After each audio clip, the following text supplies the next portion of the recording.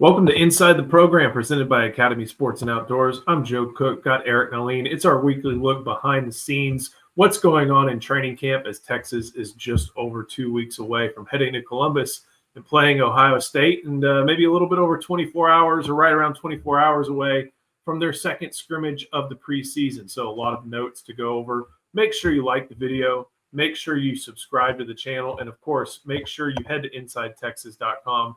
Use the link. It's the first one in the description for this video. Join now. You join the best Texas Longhorns community. You get the best team info, the best recruiting intel, the best coverage, everything, all for just $1.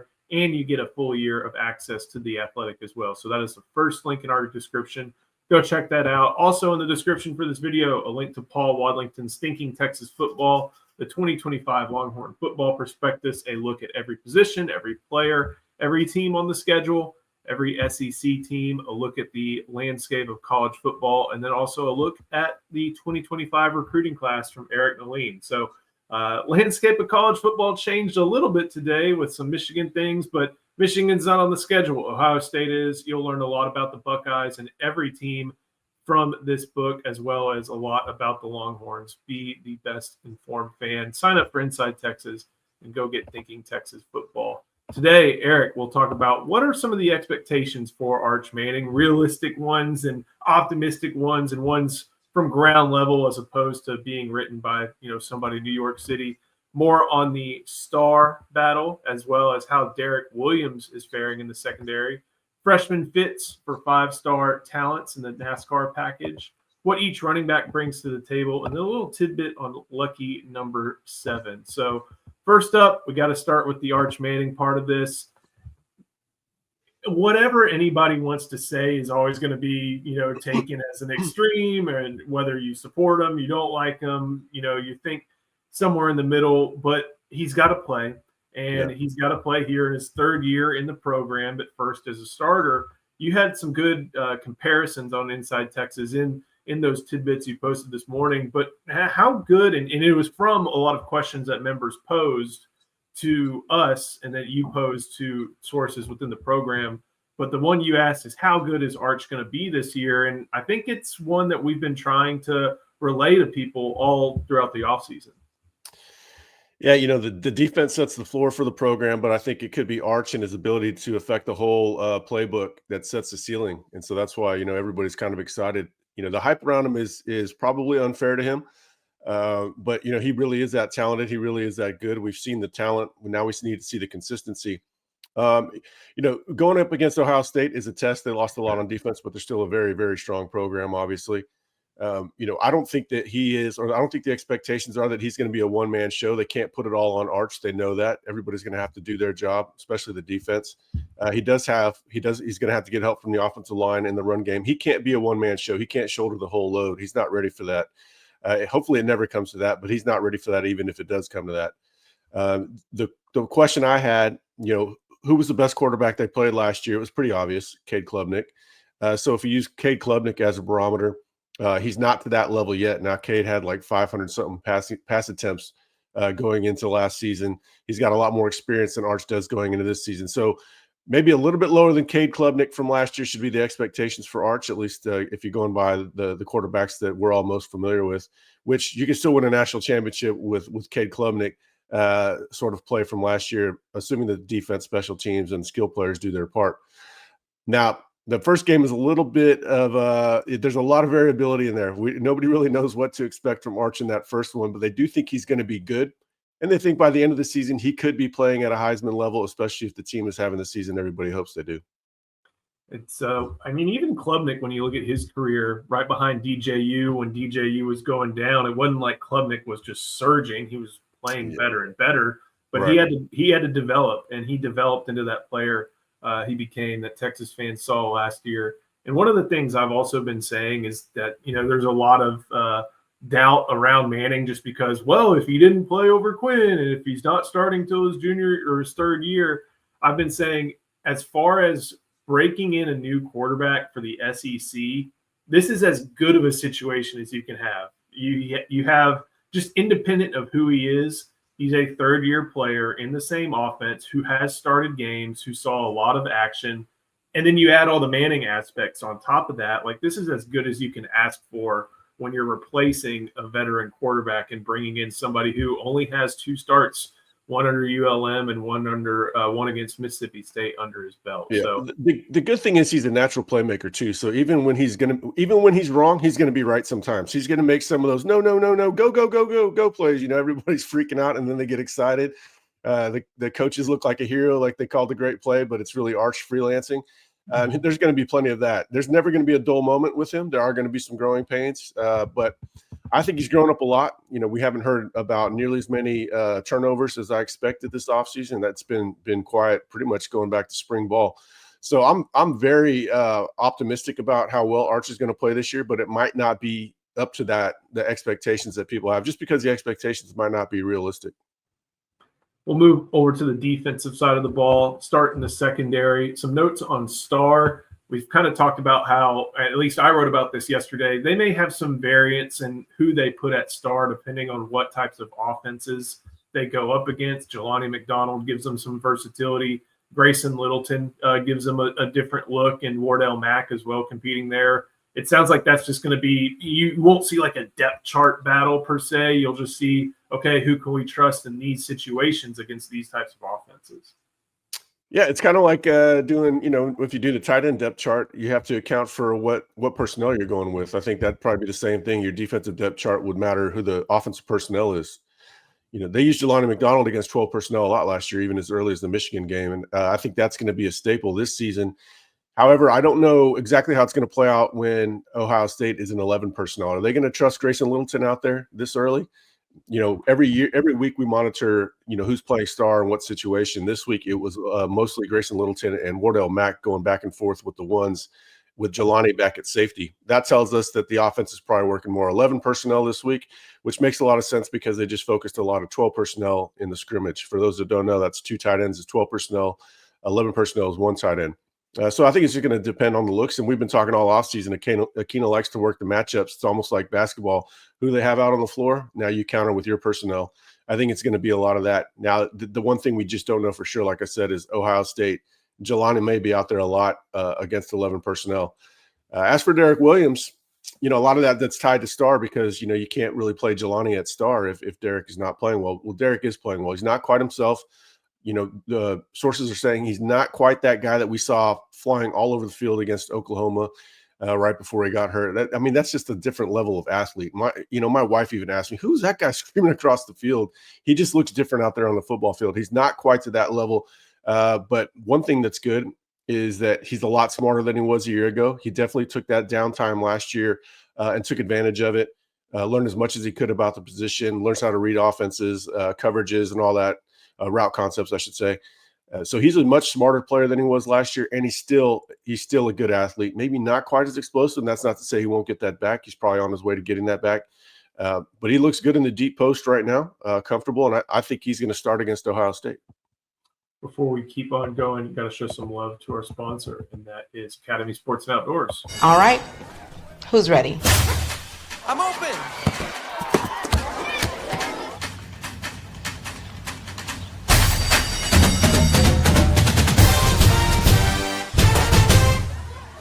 Staying on defense, Texas has some, as you wrote about in Thinking Texas Football and plenty on Inside Texas, there's some talented guys in that 2025 class. Justice Terry, Lance Jackson, 2 players who were 5 stars when the cycle was all said and done. Those are the types of players that, want to play early, aspire to play early, but they have to find their roles on the field, especially when there is a very, very talented roster that they're joining. But it seems as if they're going to find some sort of role this year in a package that's been very good to Texas. Well, that's going to be their best route, most likely, is getting on the field in the packages. Now, just because there's a log jam if you're looking at edge, if you're looking at defensive tackle, there's just so much talent, NFL talent, there's experience. So I think getting in and standard first, second down is going to be tough to fight their way. The introduction to the field is probably going to come through NASCAR package. NASCAR is a blitz package. You could play Lance Jackson up and down the line in that look. You can play Justice Terry up and down the line in that look. That typically moves Ethan Burke inside and puts puts him out there with one true defensive tackle, maybe Murad Watson, maybe Alex January, if we're talking about the athletic upside guys in the room. But it could also be Justice Terry, or it could be Justice Terry in place of Ethan Burke too. Source thinks that, they've got to get these guys on the field, and they got to see what they can handle. And then from there, this is going to be their introduction to the field to see what they can handle, maybe expand their roles even further as the season progresses. We saw them do this with Anthony Hill's freshman year, different position, of course, but same premise. And then Colin Simmons last year as well. And then another interesting point about NASCAR is that's going to be the one where we really see Trey Moore. He's out on the field at linebacker in that look, except he's all over the place. He could be coming from the edge. He could be coming up the A gap. It doesn't matter. They're going to move him around a lot. So don't forget about Trey Moore. Trey Moore's going to have a very important role on this team in that package, also on standard downs, but I think we're going to see a lot of highlight plays from Moore in the NASCAR package. If I remember last year, the front five for this look had Vernon Broughton at tackle, Baron Sorrell as the other tackle, but inside a little bit more than what he was typically doing. You had Simmons, you had Moore, you had Hill, and then Jahdae Barron would slide inside pretty often. And it sounds like it's going to look different, but fitting. This is such a fun problem to think about. Like, how do we put Lance Jackson, Justice Terry, Colin Simmons, Trey Moore, Anthony Hill, all these guys on the field at the same time? Like, that's 5 right there. You only get 11 if you're playing that. You usually try to have 6, sometimes maybe 7 DBs. Like, this is one of those really fun problems to figure out. And one of the it could be something to where, Lance Jackson finds himself maybe not on the field as often as he might have thought, just because there is so much talent ahead of him. Maybe not ahead of him, but established talent there to make this such a diabolical package. Yeah, there's a lot of options. You got explosive athletes, you've got length, you got guys that have both. But this is going to be the way that you can say, all right, it's 3rd and 12. We're probably not going to get too hurt on this play. Even if they pick up 10, they're going to get off the field. This is a good time to put in a true freshman and just let him go be an athlete. We'll keep going. We'll go back over to the offensive side of the ball. You had some tidbits about what each running back brings to the table, some strengths and weaknesses. You started with Wisner, but I feel like we have to start with Baxter. He spoke to the media on Thursday night, talked a little bit about what his process is, and just going through his injury, what he did throughout the season, what he did in the offseason, watching his girlfriend win a national championship, Mia Scott, on a torn ACL. So he said that her national championship trophy is on his bedside table. It's like, okay, I gotta match that. But Baxter, he said he's 100%. We know that it's approaching that, maybe not all the way there quite yet. But he talked about how he used the last season that he set out to really improve upon the mental part of the game. And it sounds like from what you read that you wrote, that makes sense. But there's still some rust to kick off as well. Yeah, I think Sark or somebody said 80%. He said 100%. We've been saying 90%. So we'll meet in the middle on that. He's shown to be a really patient and smart runner. He has a much better understanding of the run game than when he first got to Texas. I think, again, like Derek Williams used his time off to really understand the game at a higher level. I think C.J. Baxter has done the same. So his patience, his intelligence out there is showing to be quite the attribute, and he's got good size. Now, the con on him is he still runs a little high at times, and that's, taller, bigger backs tend to do that. You're going to learn the hard way to run a little bit lower when that Georgia linebacker comes right down the pipe and meets you. But yeah, that's pretty much the only thing. Knocking off the rust, of course, is a con. He'll get through that though. Everybody wants to know how many carries will he have against Ohio State. We're predicting in the 6 to 8 range, but if he's got the hot hand, they've got a chance to run out the clock like Jonathan Brooks in Tuscaloosa. He might get over 10 carries. We'll see. But everybody's excited to have him back. He's been mentioned first out of the running backs, probably 3 practices in a row now. One of the best quotes he gave is like, I was more excited to get tackled than to score a touchdown. I'm like, okay, you're a football player. The other big 3, we'll probably see Ricky Stewart and James Simon a lot on special teams. So the other 3 that'll probably factor in this year, Trey Wisner, Christian Clark, and Jarrett Gibson. Wisner, he is who he is, but he's better player this year, it seems like, entering 2025. Yeah, he still has he's a better version of himself that we saw last year. Toughness is the first thing that's always mentioned with him, and that was mentioned again. But he's bigger and more explosive than he was last year. The con, of course, is he's still on the smaller side. There's only so much weight that guy can put on. Now, I don't know that he's fully optimized, but he's getting there. He's a much better version of himself from last year. And also, I think it helps that we're seeing him fresh where, we didn't see him fresh for – I don't know when we saw him healthy last year. Probably – I know we didn't see him healthy in November, December, and January. So I think everybody's kind of part of the more explosive the opinion that they have him being more explosive is the fact that he's just healthier and fresher. But that should – he's going to be a primary beneficiary of CJ Baxter, of Christian Clark, of Jarrett Gibson getting carries. Christian Clark coming off that Achilles injury.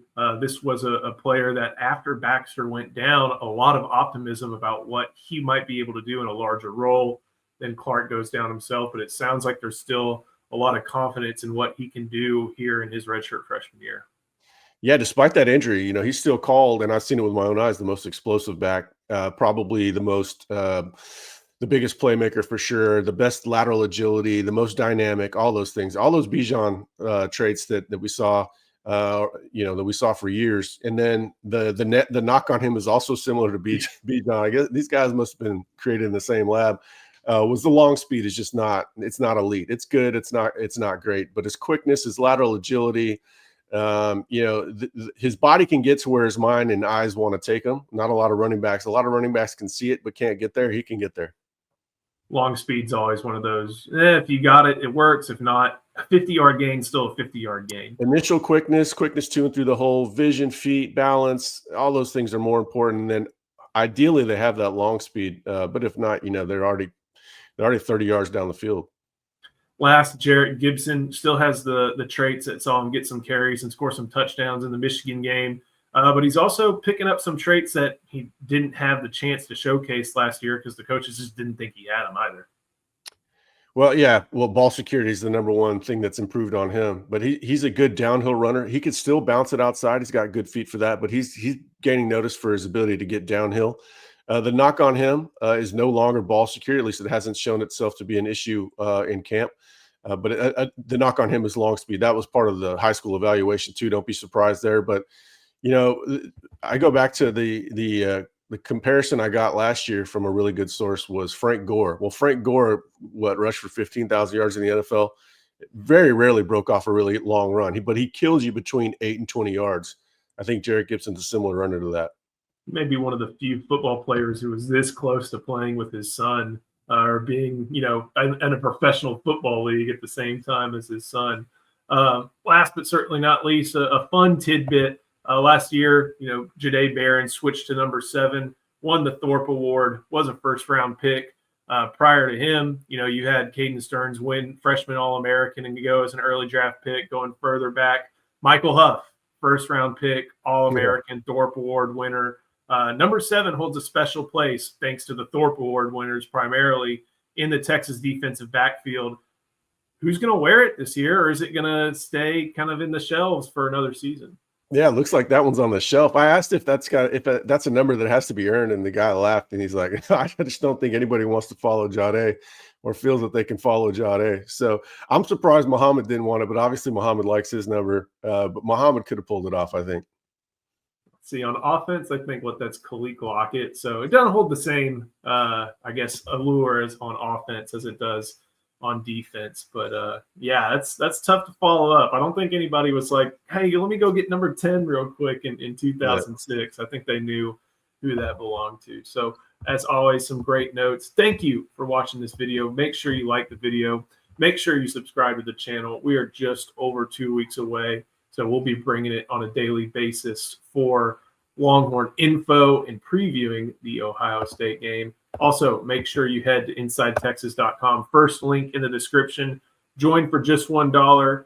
That gets you access to the best Texas Longhorns community, the best intel, the best recruiting insight, and also a full year of access to The Athletic. So use that first link in the description and go by our guy, Paul Wadlington's Thinking Texas Football. If you've been seeing some of his articles pop up lately about ranking some of the position groups that Texas is going to face, that all comes from his research for this article. For this book. Every position, every player, every opponent, every SEC team, a look at college football, and then, of course, a look at the 2025 class from Eric Nalin. So always a good thing to use. I'm going to reread it probably on my flight up to Columbus. It's kind of when I save it for, and always a good time. So Eric, thank you so much. Thank you for watching. We'll see you next time on Inside the Program, presented by Academy Sports and Outdoors.